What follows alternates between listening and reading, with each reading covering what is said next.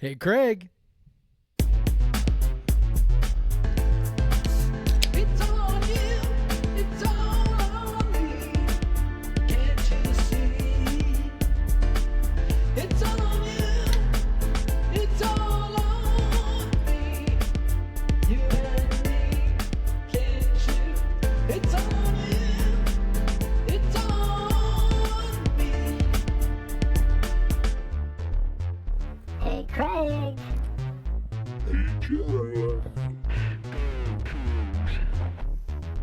Right or wrong, we don't care. Win or lose, we don't care. We don't care. We don't care. We don't care. Hey, Jeff. What's up, Craig? Good to be back with another Cougar football game to talk about. Woo! This is Podcast versus Everyone, episode 200 and something. 40. 240. Holy cow, that's a lot of I episodes. know, we're getting close to 250, man. I know. Arbitrary round numbers for the win. Yeah, we'll do a big celebration of doing a podcast for episode 250. We'll break out all the stops. We will record a podcast.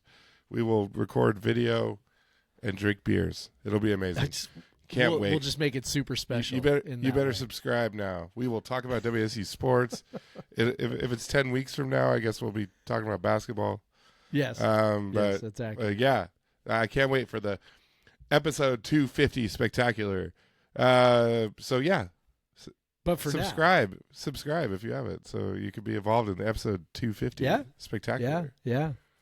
So just that's a good place for the plug. Hey, subscribe. Best way to support us is to subscribe however you're listening or watching. If you're on YouTube, click that subscribe button. If you're listening on a podcast and you just, tend to listen through the emails or whatever, subscribing on your favorite podcast app is a good thing to help us. Also remember to subscribe to the newsletter, podcastversuseveryone.com. Get the newsletter. You get 3 pieces of content a week. If you go for the upgrade to the premium membership, which right now is you get 30 days free from us because we think you're going to love it. You sign up for that, you get 30 days free. We'll get you into the Slack. You'll have a great time chatting with everybody. You can join the, if you're a Mariners fan, you can come hang out in our Mariners channel where existential despair ruled the day today. So Yeah. So yeah, if you're listening to this, we are recording on Wednesday night. Obviously this afternoon before we recorded this a few hours ago, the Mariners were not able to close out the Tigers. it was going so good for a while too. At least Toronto closed out the Yankees, so I can That is true. go to the Mariners game at 5:03 p.m. on Friday that'll be instead fun. of in the middle of the day. Obviously the Mariners have been I don't know how I ended up doing this, but I'm going to end up going to all 3 ALDS home games, and this was also a busy concert, so I've had to pair off 2 concerts this week for the sake of my wife because she's just too many nights away from the kids. Not to mention we going also on a were work like, we trip. got tickets for the Sounders. We're like, nope, we're not doing that on Saturday. So, Yeah, not like just too many things. Too many things. Hopefully, I have more Mariners games to go to after Friday. I hope so too. I would love that. That would make I do have tickets to at least one ALCS game, so that would be cool if I had to pay for those. But yeah, it was obviously no Cougar football last weekend, which was kind of nice as I was focused entirely on the Mariners. And but now we have one of the tougher non-conference tests we've ever seen had. WSU have. Ever. It's so good that we have one of our best teams now. Totally. Yeah. But yeah, so the Cougs are headed down to Mississippi to face Ole Miss. Ole Miss is as good as they've been recently, and they got that offense humming. They're coming off a big win over LSU. They are ranked number 4, Undefeated. which obviously 5-0. WSU WSU for a time was frequently doing these one-off away games, and they did face some big teams back in the day. But under Leach, largely, he wanted to make the non-conference schedule typically as easy as possible, and just ensure those bowl games. But kind of obviously forced our hand this year, and then with Wisconsin got some bigger non-conference games on there. But obviously this is a weird year, and WSU heading down there. Maybe when this game was scheduled, and WSU was like rolling through the schedule last year, we thought, hey, maybe we could go down there and shock them. And when we're talking last fall, WSU's like 8-1 or whatever, and pushing maybe for a college football playoff bid. But things have changed drastically since then. Of course, different coach, a loss of a lot of talent, and then the team this year has not looked amazing with a couple really lopsided wins. We've already talked about those. We have to rehash them, but all that's being said, this is a lopsided game. A giant number and a giant spread. I think it's somewhere around 30 points. I don't remember exactly what it was. Well, let's see what ESPN has to say. I would check Vegas Insider, but ESPN I actually have pulled up already. So ESPN bet puts the line at 31.5, my friend. 31 and a half. And the number for the over-under is 58.5. So so you can kind of do the math on that to figure out about what they're thinking there in terms of where the final margin is, right? Yeah, like 45-13 or so. Yeah. Something like that. Yeah. That's big. That's a big number.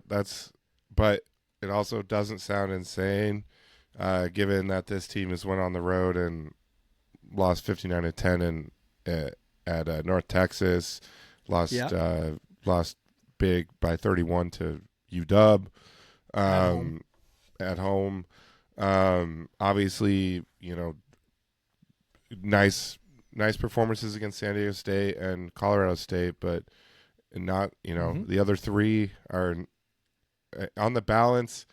Now we're enough into the season that I've started pulling up like some of the stats I usually look at, and looking on CFB graphs. On this page, you can do matchups on CFB graphs, and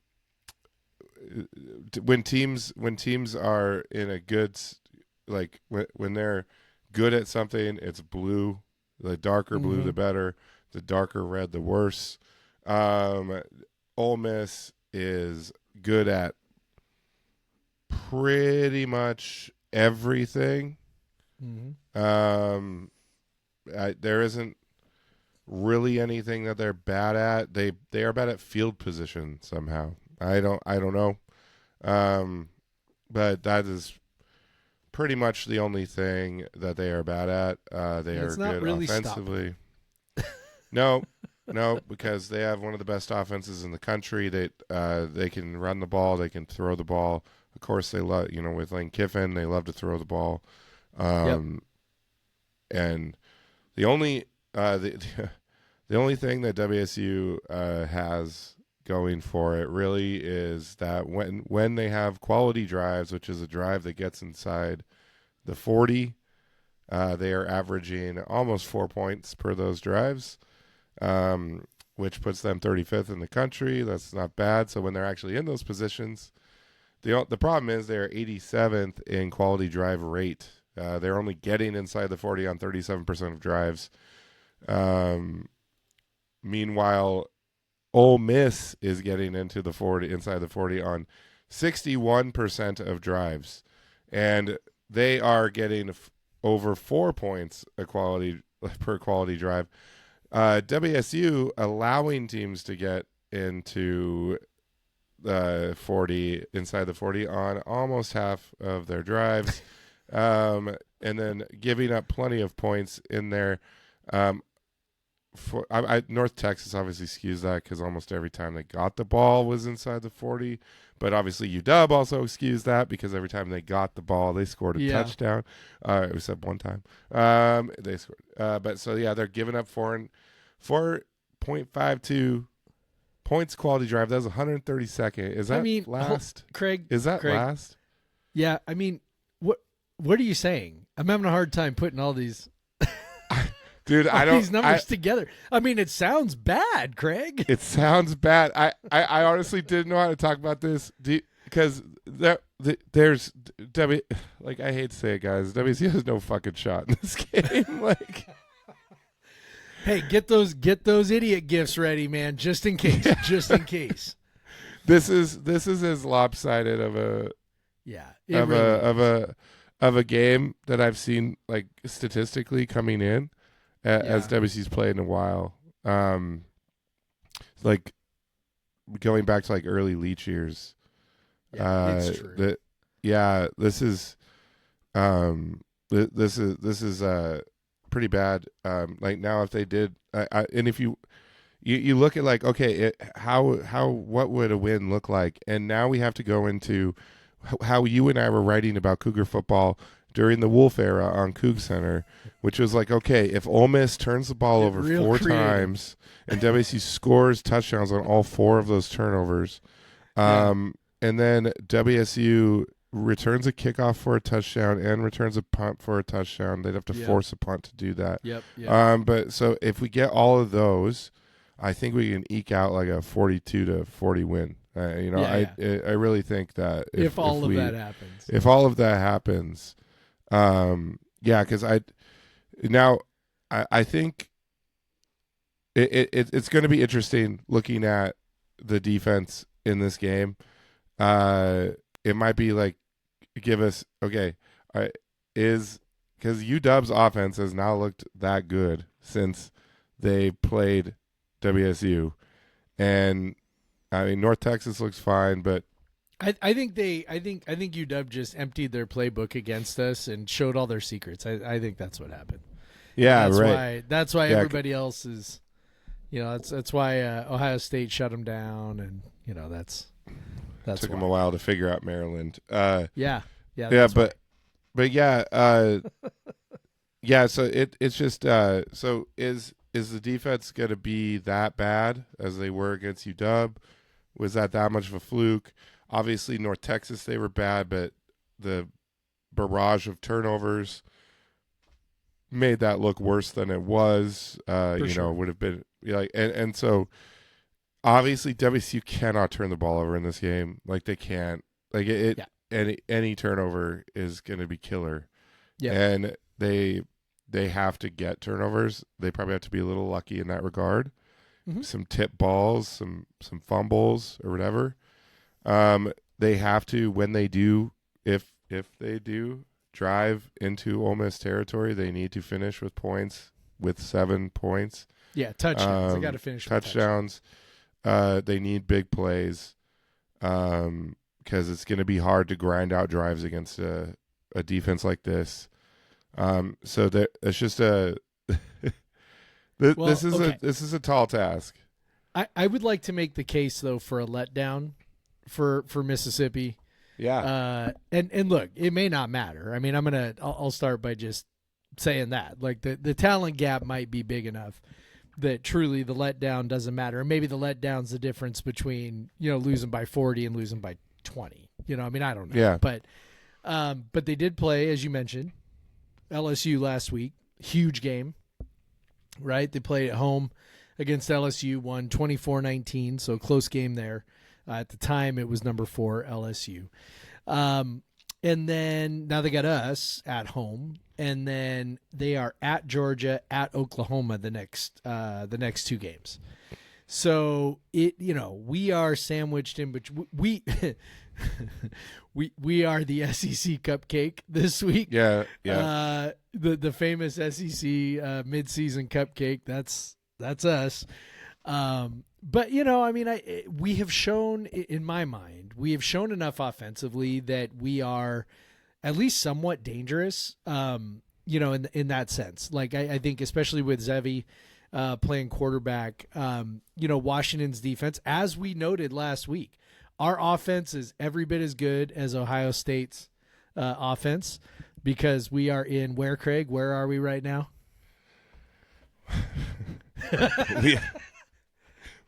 Here we are in the podcast versus everyone fact center. We are back in the podcast versus everyone fact center. There we go. See, I had to do that. I had to get one of those. But in all seriousness, though, I mean, truly, it is kind of a look ahead. Georgia's a look ahead game for them. They are guaranteed. Georgia, Oklahoma, both of those top 10 opponents, SEC opponents, those games are way more important. So, we know that college kids are extremely human. We know that college kids overlook. Now, again, like I said, it may not matter. The talent gap might be big enough that it doesn't matter. It could be a situation where, we keep it close for a bit and then they pull away, the talent kicks in. But I think everyone's going in expecting the worst, or at least our fans are. I don't want to, obviously I don't want to speak for players, but our fans are expecting the worst. And if we get something other than the worst, I feel like we'll actually be pretty satisfied when we think about, is it close? Were we somewhat competitive? Did we not embarrass ourselves? I think that's kind of our standard right now because we have had 2 embarrassments. One abject embarrassment, another one that ended up with an embarrassing final score, even though it was, within a touchdown or 2 the whole game with the Apple Cup. So I think our standard on this is actually pretty low. I think everyone sort of recognizes this is a really tall task, as you were talking about. But I would not be shocked if – I wouldn't be shocked by either one. I wouldn't be shocked if we go in and get our doors blown off. But what I would like to see, and I guess this is where it comes down. Of course I don't want us to get embarrassed. But again, I want to see us stepping forward as we did last week or 2 weeks ago with Colorado State, where it was – we're stepping forward with the composure. We're stepping forward with the resolve. When things maybe don't go perfect, we're bowing our back. We are, all the metaphors, right? Where you're not just getting run over. And it was those 2 games that, even in the Apple Cup, which was close-ish for 3 quarters, eventually they just sort of completely melted in the fourth, and so want to see them not melt again. They didn't melt against Colorado State, but a little bit easier to do that, I think, when, you're kind of leading the whole game. So this one, they are very likely not going to be leading the whole game. What kind of resistance are they able to put up? And are we able to see strides, moving forward, particularly on defense? We just kind of want to see some ideas that, hey, as we go forward and we get through these 2 games that are going to be really, really tough, Mississippi, Virginia, extremely tough games, traveling east, to the Eastern time zone 2 weeks in a row. That's a really tall order for anybody. Play these 2 games, you got to buy, okay, I want to feel good about where we're going heading into the final 5 games. And in those final 5 games, at least 3, maybe 4 are pretty winnable. Or at least they seem pretty winnable right now, barring anything weird that happens over the next couple of weeks that just sort of crushes them. I just don't want to see them, get crushed and go backwards because, again, we keep talking about, the Wolf days or whatever. And, even the early Leach days were like this, they were just kind of fragile. And I want to see that this team's not as fragile as they looked against North Texas and Washington ultimately. Yeah, absolutely. This is going to be back-to-back ranked road games. Virginia's currently 19. To the East Coast. To the East Coast. Not quite the East Coast, but it's close enough. you're like an hour, 2 hour flight to Atlanta or something. It's not Close that far. But yeah, it's you're playing you're traveling 2,000 plus miles to go to these games, and they're going to be good teams because Virginia has a bye this week, and they're going to be ranked when WSU heads there. I don't think that they're maybe another class below what Ole Miss is, but still, it's going to be a tough game that they're WSU barring an incredible upset this week, is going to be heavily underdog. And but so yeah, this is like a tough stretch. We've talked about it. Even adding in Colorado State and then these two road games, and then you don't have another home game until October 25th, and that's just a tough stretch. And here's those two games that we've been worried about for a long time, and they're here. And yeah, like I want to see, like you said, I want to see the defense put up more fight than they did against UW and against North Texas. Yep. I want a more composed offense that doesn't fall apart. There could be turnovers. There could be tough. It could be tough sledding just because of the difference in talent, or athletes and stuff like that. But I want to see them be able to execute, and I don't want to see guys in the wrong place anymore. Which they were doing much better about that against Colorado State, and I like to see maybe you get run over, maybe you get run by, but at least you were in the right spot. And so that's and just as that they come out and they play with some fight against Ole Miss, and yeah, like you said, I mean it's almost guaranteed that Ole Miss is going to overlook them a little bit, even if they're talking in the locker room like, no, take this as seriously every game, 1-0, blah blah blah. It's human nature. They're going to be like, okay, we played LSU last week. We're playing Georgia next week. This is the easy one. We can kind of take it easy. So if WSU comes out with some toughness, with some fight, knock them in the mouth a little bit at the start. You'll probably wake them up, and that'll be a different ball game. But yeah, I'd love to see them come out and fight, stay in the game as long as possible, make it uncomfortable for them. Maybe the talent wins out in the end. But do like they did against UW, where they're fighting, but with better defense, man. Like I'm not expecting the offense to be able to score at that rate to keep up, but yeah, just go down there. I mean, cover like that. That's not even that hard. Like you just got to be within 2 touchdowns of a field goal. Touchdowns. Cover. Put score. 3 touchdowns, 3, 4, 5 touchdowns would be cool. Just maybe. Yeah. Maybe they're not taking us seriously. We have more talent on the offense with Ellison and everything. So that'd be cool. Just do something to make us feel proud for a bit. And we don't expect you to win.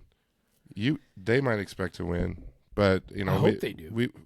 I sure hope they do. I hope they expect to win. Even if we don't.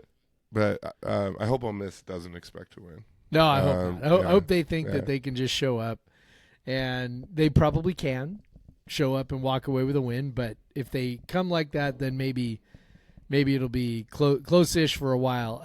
I think that I was trying to kind of rack my brain for a comp to like think about, okay, if the game plays out like this, I'll feel pretty okay.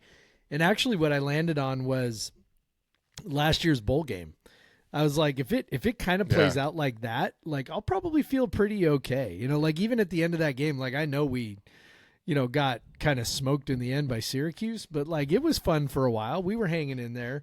We knew that we had an uphill battle with, 70% of our roster gone or whatever. And, it's like, okay, we put up a good fight and we put in a good showing, and ultimately we kind of, just didn't have the juice. And, you go, okay, well, good. We didn't have the juice. We all knew it. That's all right. As long as it kind of looks like that, I think we'll be okay. And I think the players, can take away from that. Like I said, I'm honestly more worried about the damage that this can do if they are as fragile as they have looked, which I'm holding out hope that they're if they not. just get rolled over.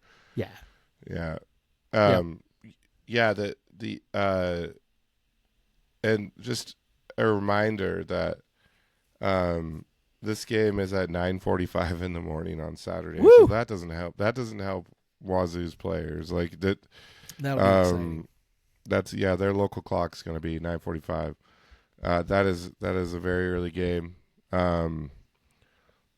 We're not the ones that bailed to an Midwest and East Coast conference, and so but we still have to play these damn games in October. For now. Come on. but yeah, it's on SEC Network.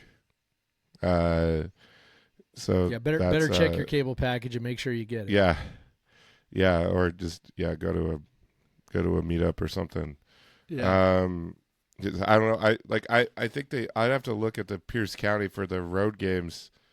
The road games they usually do out at this place in Buckley. I don't know if that place opens at that early. Maybe they will just for this game. Gonna have to. I don't know how many other. I don't know if Marco Polo opens that early. I don't know. I think they did on the Apple Cup in Seattle. We got breakfast burritos last year. Yeah, we got breakfast burritos, so they're probably planning on that. But yeah, it's going to be early morning Cougar football, which is very weird. WSU hasn't played that many games this early, so that'll be an interesting experience. But yeah, let's with all that factored in, all that happy stuff we talked about, and how this is going to be a tightly contested matchup. What's your score prediction? Oh dear God, you're gonna make me do that? Hell yeah! I'm gonna say 45-17, Mississippi. I'm gonna go. Yeah, I'm gonna go. I'm gonna go 41-21. Let's go. Yeah. Covering. Okay. I think you're right that there's going to be a little bit of maybe a lull from Ole Miss given what they have around this game, and then I'm believing that we are going to take advantage of that for at least a little bit, and then that ultimately Ole Miss's talent will win out and they'll pull away much in the same way that UW did at the end. Yeah. But God, if WSU somehow beats Ole Miss, number 4, Ole Miss on the road, we better get all the idiot gifts in the world. You send us all the idiot gifts in the Slack on social, whatever. Just famous win. Write us emails and everything. We'd be happy to receive them if that happens. I agree. Hit me up with as many as possible. Absolutely. So, we talked about the game a little longer than I thought we would, to be honest. We are very good at talking about games in which WSU is heavily underdogged. We did that for many years on Cougs Center. We got a lot of practice. Jeff launched Cougs Center in 2008. Good time. Yeah. Maybe we should write an alternate reality about this game. And make up a cult hero Heisman Trophy candidate for funsies. Yeah. These are deep cuts, folks. Deep cuts. Reed Forrest for Heisman. Let's go. That's right. Let's see what else is out there. We're going to talk about about Oregon State's NIL situation. Did you see that shit? Yeah. Yeah. Yeah. That was. That we were discussing that on the Slack. Another thing I forgot to mention on the Slack. Yeah, we mentioned this is one of the toughest road games WSU's ever had. What we said that this is since 2006. Auburn was number 4, and some folks on the Slack took it upon themselves to go figure out. In fact, I think Jeff O'Neill was the one who kind of spearheaded that. Trying to figure out if this was the highest, with Mississippi being ranked 4th. When was the last time we played an opponent that was sort of a non-Pac-12 opponent that was ranked that highly? Had to go back to 2006, so almost 20 years ago against Auburn to find someone. They were also ranked number 4. Nebraska in '95 was ranked number 2. This would be a truly, truly epic win. Probably, honestly, the most epic win. I don't know, man. Given the current situation, given everything, man, if they could pull this off, I don't know. This would be up there, I think, with any win. Ole Miss didn't schedule this game. Yeah.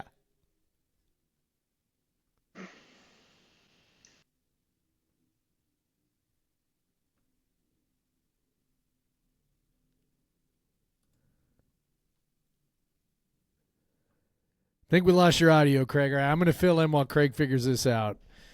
I think it switched your microphone again. There we go.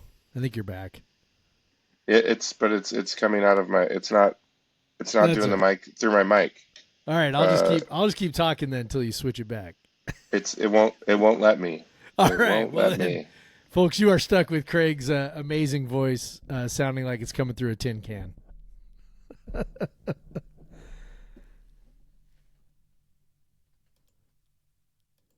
You're gone again, dude. Wait, there we go. We got you. Oh boy, we're doing the whole 9 yards.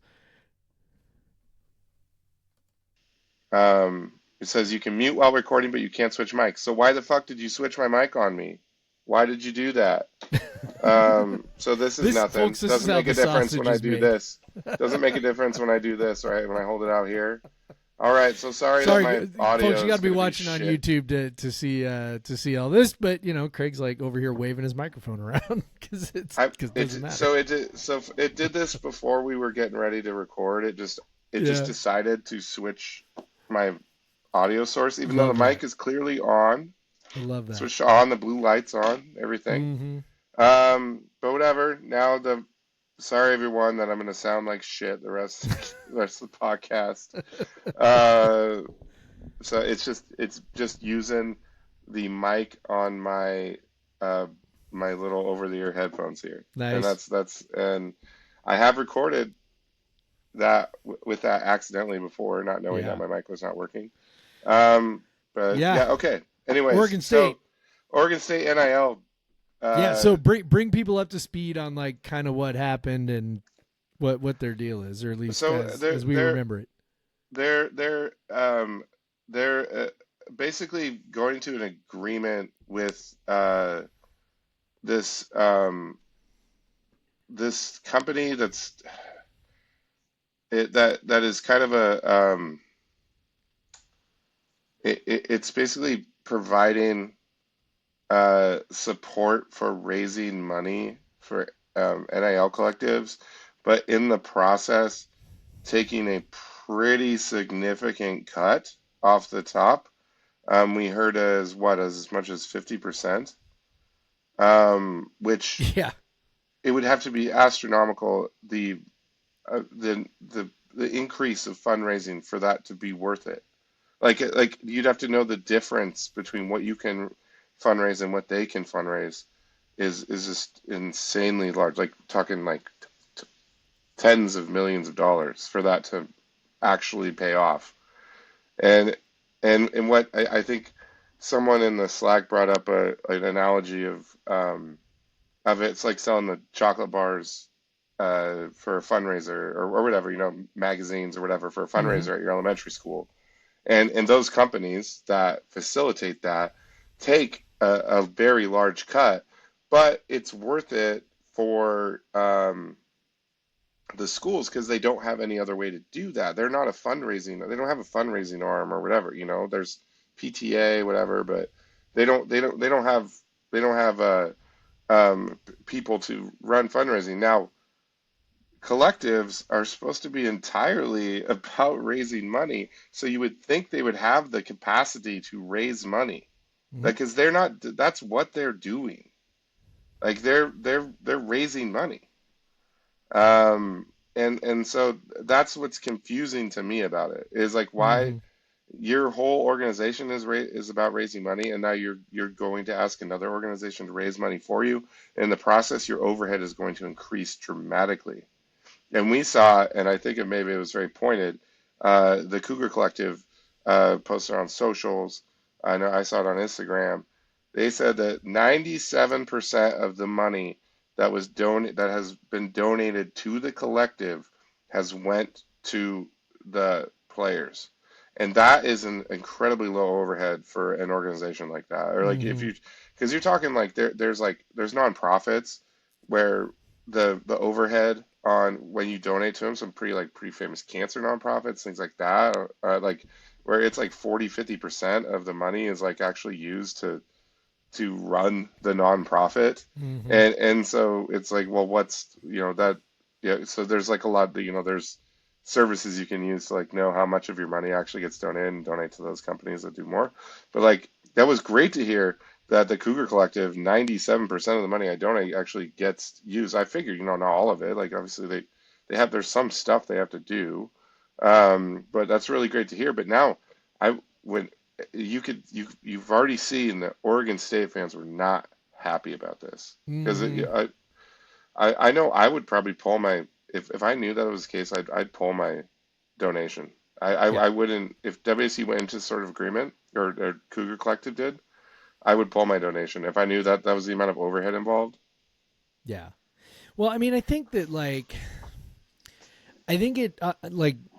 it makes sense on a surface level, just in the sense that, the Cougar Collective, that 97%, in order to get the number that high, it involves a lot of volunteer time, a lot of donated hours, basically, from all the people who work on that.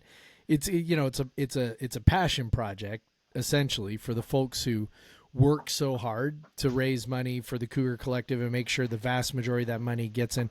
I mean, they're just spending, hundreds and hundreds of unpaid hours to do that, right? So I think that on some level, it is justifiable to have an organization to essentially run your collective or run the administrative side of the collective. And, I don't like the Cougar Collective. I don't know if 97% is sustainable just because I know how much time it takes. I know how hard it is for those folks. So 97%, totally something to be proud of.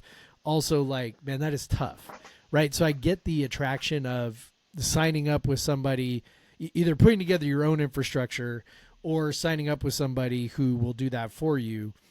Where the question comes in is, okay, so are you going to come out ahead in the end? Yeah. And this VC company who did it for Oregon State and, apparently a lot of other schools too. But what they did, to come in and say, okay, we're going to come in and we're going to increase your donations and we're going to do all these things. And, oh, by the way, here's the fee structure where we're going to end up keeping 50% of what we raise. First of all, that would tell me that the fee structure is totally screwed up. Like they shouldn't be keeping high percentages until they've exceeded, benchmarks later and you've already started seeing some real gains. Regardless of that, I just never saw when I saw the original report that had the actual fee structure, I was like, man, you would have to walk in there and increase the donations by multiples to make that pay off. Yeah, think about this. Say your collective currently raises $5 million a year. Uh-huh. If they come in and raise and up that to $10 million, you're still only getting $5 million a year. Exactly. That's doubling. They doubled the intake. And that is incredibly difficult to do. Yeah. It's so hard. If it's so hard to double donations. This is not. People who work in fundraising do backflips over 10%, 5% gains year over year. Really modest stuff because you're truly pennies in couch cushions. You really are trying to, squeeze water from a rock. I mean, I don't know what your chosen analogy is, but it's not like there are just tens of millions of dollars out there floating around that somebody just has to go grab. That's not how these things work unless you can go find, the proverbial whale, right? Who's going to give you a massive donation because they're wealthy. In lieu of that, you're not oh, we're just going to be more efficient and raise more money, or we're gonna double our number of small donations to. It doesn't make any sense. The math doesn't pencil out, and I assume that's why Oregon State fans are so pissed, and compounded by the fact, right, that they're 0-6 right now, right? I think they haven't had their bye yet. I think they're having a bye this week. They're 0-6. They maybe haven't even played that bad. I think we'll probably talk about that once we get to the Oregon State stuff later. But I mean, they are down bad, man. They're 0-6. The NIL's an embarrassment. The coach is one of their own, and he looks like, he's clueless. It is a rough time for the Beavers. So I guess, I don't know, like, I don't revel in their misery. This isn't a Schadenfreude type thing, but this is also like, I think, sometimes I think things are bad for us, and, it's not that bad. It's not that bad. Well, we're really hoping that they turn it around this week. Who are they playing? Are they playing? Oh, that's right. I remember this now. We talked about this. They're playing Jake Forrest. Yeah, they're playing that's Jake right. Forrest. Jake Forrest. And apparently Jake's already kind of like hedged his bets and been like, well, they're a Power 4 school. Like, well, after what they fucking did to us last year. Yeah. Yeah, I'd be doing that too if I was Jake. Well, Wyoming did that to us too. Yeah, well, that too. I mean, a number of teams did that to us. So did New Mexico. This would be the perfect week for Wake Forest fans to get their October Jake going. Yeah. Go Beavs, man. Go Beavs this week. Be really funny. That's right. Back to pack, baby. If they do not beat Jake, they do have Lafayette the next week, and that will be the true test of going winners. But they also have Sam Houston on the schedule. They have us on the schedule. Yeah. It's obviously frustrating time for Beav fans, which we totally understand. It's a frustrating time for us, and it's been, I do get like where it's for WSU fundraising, for sports, or Cougar Collective fundraising, all that stuff. It's only gotten tougher, when we got punched in the gut, and then punched again and again and again and again, and just left behind and relegated and all this stuff, and we're supposed to act like we're, wow, we got to donate to stay relevant or whatever, and it's like, man, that's a hard pill to swallow. And now, like, now on top of it, B fans here like, oh, I donate to the Damn Collective, or I think they're called the Damn Collective, right? Or something like that. Like, I just think that's I just want to be called the Damn Collective. Yeah. I don't think it's called the Damn Collective, but it is called. I had it up a second ago. But whatever. It's Damn Collective. And they could be like, I don't want to support that Damn Collective if half of my money is going to some VC guy.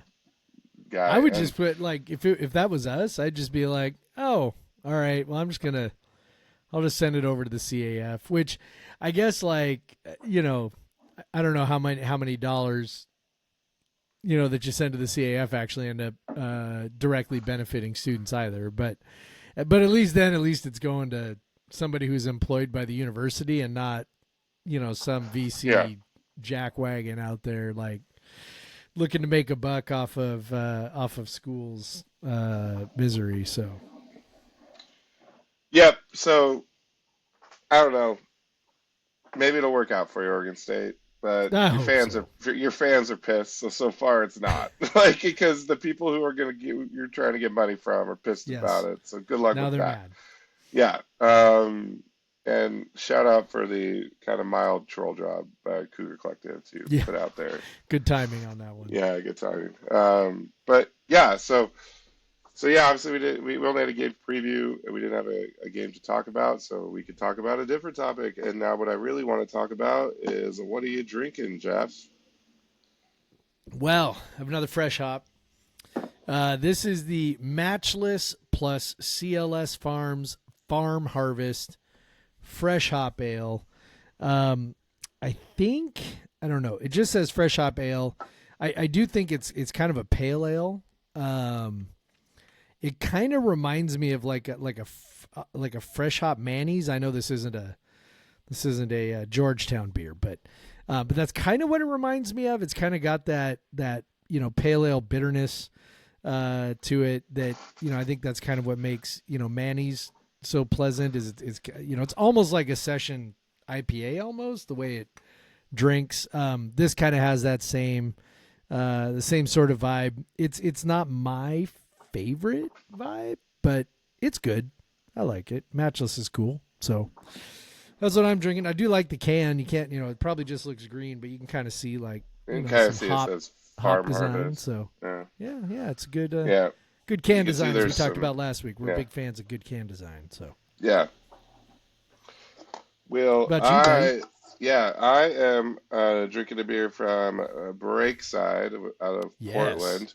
Yep. And I noticed they kind of, for a lot of their fresh hop beers, just use the same can design. Yes. But then they have on the bottom, they have the type, the type of beer and the type of hop. So what they did, from looking at, I picked up a couple of them from the beer store, and um, it was names of beers I'd recognize. So I think they took their normal recipes and did them with fresh hops.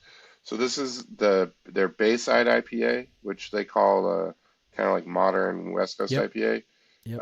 and then with Mosaic. So it's real tasty. It's the base IPA is excellent. Like and this is a very fruity, aromatic beer. I really enjoy this. Really tasty IPA. Kind of, it's clean. It's not overly bitter.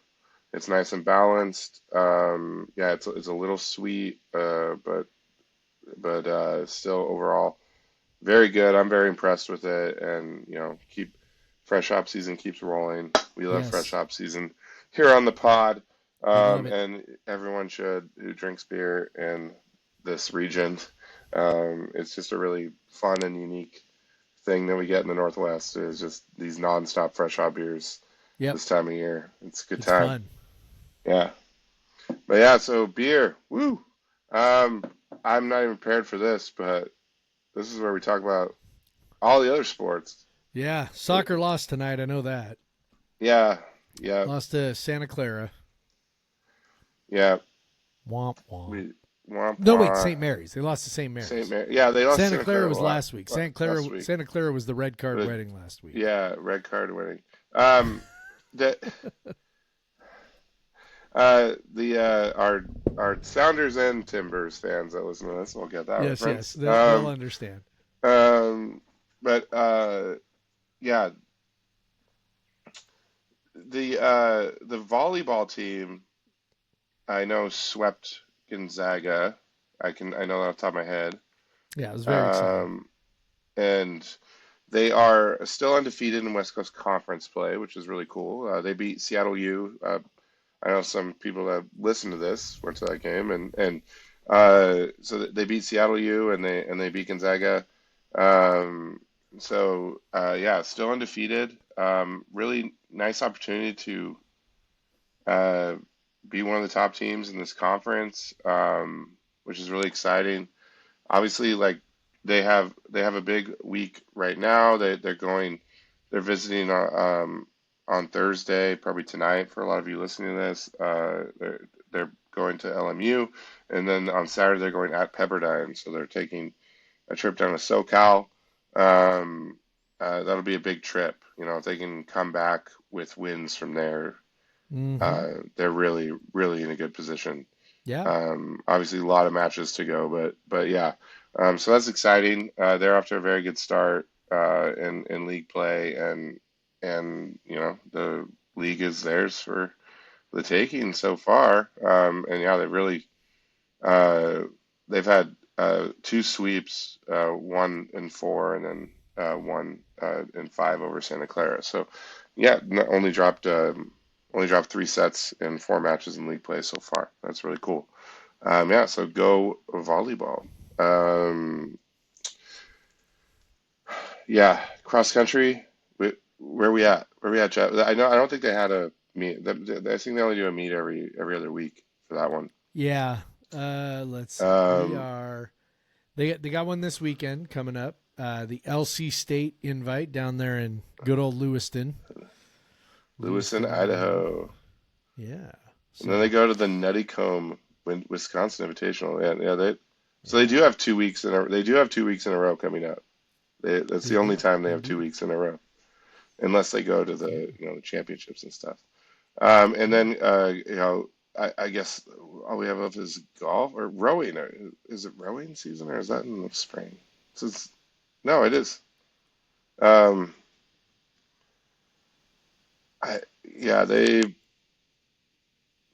Let's see. They were at Arkansas. I don't know. Apparently, they got seventh on one of the days. I don't know. Like, it's really hard to read these scoring. I don't know. Rowing. It's not as easy as just like clicking on the schedule and being like, okay. Oh no, I'm looking at results. golf. Like, Never mind. I'm looking at golf. Golf went down to Arkansas. They got seventh. Yeah, I mean, Arkansas. tennis played at the Duck Invitational last weekend, but again, it doesn't really show. It doesn't really tell you.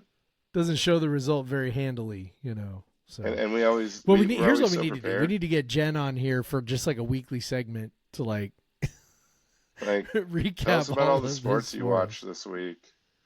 Yeah, Jen, tell us all the sports you watched or followed this week. Because she usually drops that in. So, Tell us everything.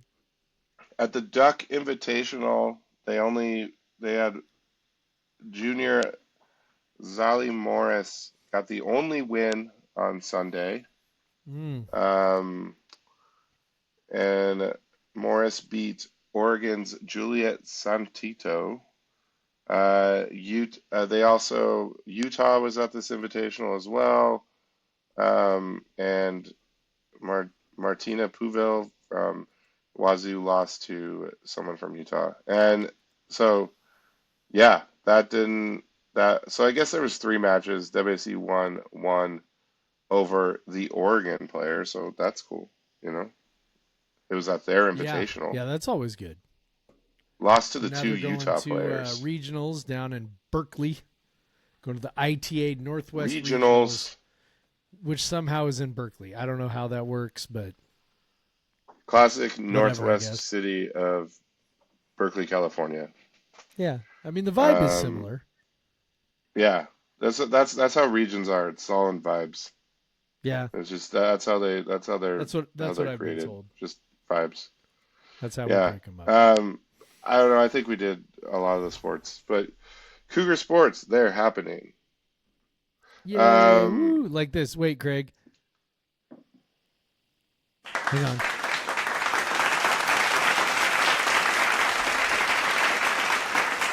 We did it. Yes, we are so cool. I don't know if I have the capability to do that. Oh, thank you. I don't think I deserve that, but thank you. I really wasn't. I was just asking. Okay, that's enough. There's more. That's enough. Oh no, we're gonna keep going. You earned this, Craig. You earned it. Everyone has shut the podcast down at this point. If they didn't when we were like clearly reading through tennis recaps, then I guess they wouldn't have shut it off by now. Yeah, they probably made it this far. They're here. You know what I am 'cause going we're to do though? always In so all well seriousness, prepared. I'm gonna hit the outro button. Let's wrap this up. Oh yeah, well then, Jeff. I guess all there is to say is go fucking Cougs. Go fucking Cougs, Craig. Black Lives Matter. Black Lives Matter. And get vaccinated. Get vaccinated. Support a union. Support a union. I don't know. Free Palestine. Free Palestine. Be Antifa. Anti-fascist. Be anti-fascist. Be anti-fascist. Still not an organization. Still not an organization. Not terrorist, not organization. I don't know. That's all I got. Bye, Craig. Go M's. Yeah, good Mariners.